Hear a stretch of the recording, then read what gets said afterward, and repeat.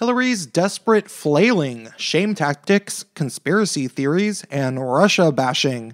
Hey, it's Prince of Queens. I hate talking about this election on my channel because I don't want to be held responsible for anything once whatever grim outcome happens. However, sometimes you have to just call a spade, and I have long said in my personal life that if the candidate you are criticizing is a good candidate, then they'll take those criticisms to heart if they are constructive and use it to adapt in their campaign. That said, Hillary, what are you doing? I'm sorry, this is just kind of sad at this point. You're flailing. Every time there is a scandal, and there's been how many now? 5 or 4 or 6, I don't know. Even a simple valid questioning of her health, her campaigners just throw the same tantrum and call everybody conspiracy theorists.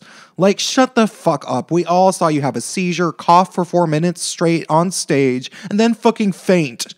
I know there's plenty of people who get their news entirely from NPR, the New York Times, and CNN, but they still hear from the other majority of people who are critically engaged in this election, who are on the internet constantly, actually looking into things like on YouTube and stuff. And we tell our family members, no, it's not just a conspiracy theory. There's plenty of video evidence for all of these things that we can show you. Problem is, they usually won't look. But even worse than the conspiracy theory accusations is that her campaigners keep relentlessly trying to shame anybody that isn't planning on voting for her. Attacking people to get you to like them is a good strategy? What is this, a kindergarten-age crush?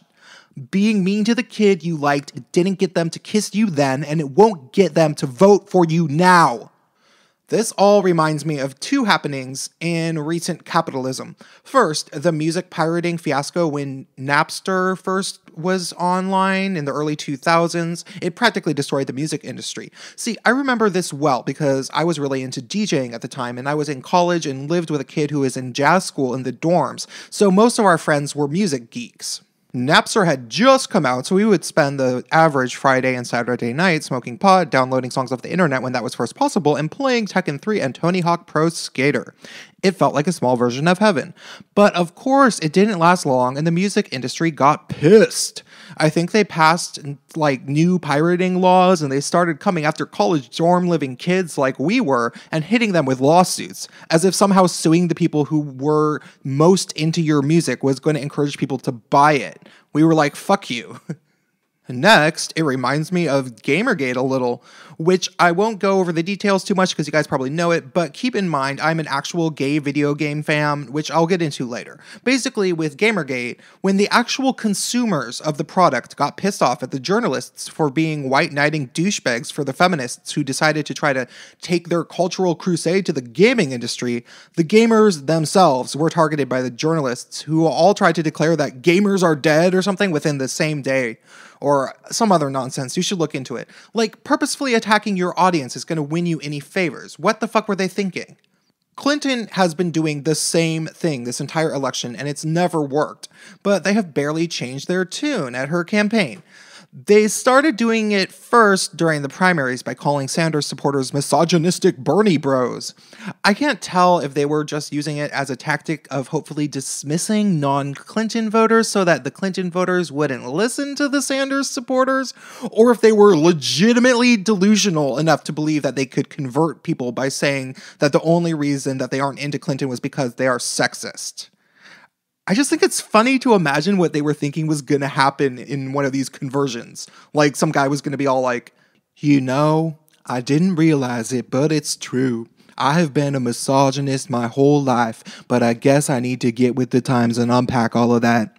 It's going to be hard, but it's the right thing to do. I have implicit biases towards women, and I just didn't think a female could be qualified to be president. But I realize she is, and I'm with her all the way now. I can't believe my sexism inspired me to believe all of those conspiracy theories about her ties to Wall Street.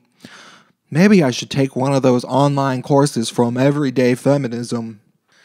It's insane to imagine that would ever happen. However, now that we're in the general election, they haven't just chosen not to adopt a different strategy. They're completely doubling down. They now say that if you aren't with her, you're with Trump. And since they think that Trump is Hitler, they'll basically just call you a Nazi. What are they expecting people to do as a response to that? Are they thinking some libertarian is going to come around and be like, you know, this invisible knapsack of privilege has been weighing down my rational thinking abilities, but I realize now that I am a white supremacist. I have been associating with Pepe the Frog and watching Dave Rubin like a fascist, but I need to head back over to MTV's Decoded where I can be deprogrammed. Never mind the fact that her email thing is still under investigation, the pending election fraud investigations, her health, and the fact that the chair of the Democratic Party resigned after hackers figured out beyond a shadow of a doubt that she was biased against Sanders. No, all of that was just white power conspiracies. It's madness. Finally, about those hackers. She's trying to say it was the Russians? Seriously? What the actual fuck? Is this the Cold War again? Nobody knows who the hackers were, but we do know that there's about 3 million people in the USA alone who didn't get to vote during the primaries because of her slimy tactics that have motive enough to hack the fuck out of her. But even more than that, she went on to say that Putin is responsible for the entirety of what is known as the alt-right. Is she insane? Is she suffering dementia? Look, I'm not voting for Trump.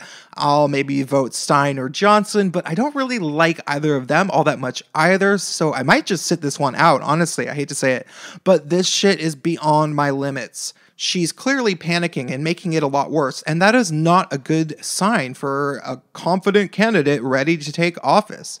She and her supporters have nobody to blame but themselves. That's all for tonight.